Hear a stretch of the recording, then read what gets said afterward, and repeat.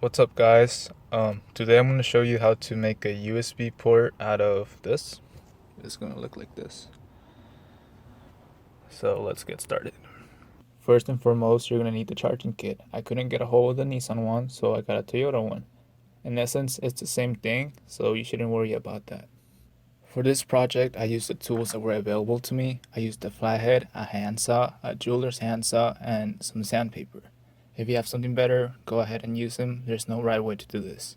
If your car came equipped with this switch, I suggest you go out and get yourself one of these.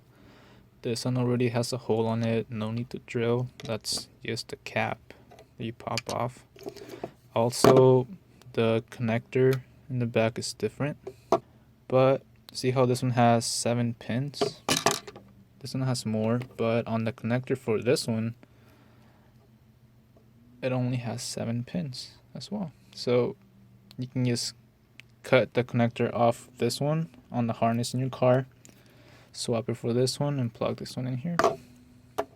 Start out by prying open the switch. I suggest you take pictures as you go along. This right here is the main idea. Everything in red must go, but you must keep the mounting clips. Without the mounting clips, the switch won't sit flush on your center console.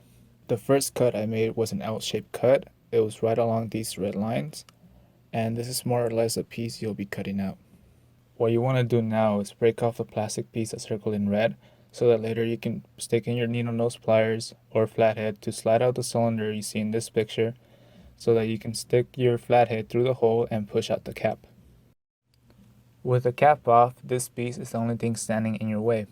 This is where I use the jeweler's handsaw. The blades are very thin, making it perfect for the tight spaces we are working with.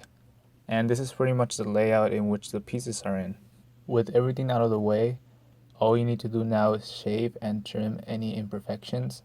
You want this to be flush so that when you put in the USB port, it sits flush into the switch. To trim down the USB port, you're going to want to make an outline using the cap that you popped off. Obviously, everything outside the line has to go. Given that it's such a small piece, I used the jeweler's handsaw again to do all the trimming, and later I finished it off with sandpaper to give it some shape. The USB port is secured into the switch by pressure. Not only is the fitment very tight, I also used crazy glue around the edges, and I used a hot glue gun to put glue all over the contact areas. Installation is very simple, as you can see in the picture. For the power source, you're going to tap into the cigarette lighter wire, and then you just ground it on the screw.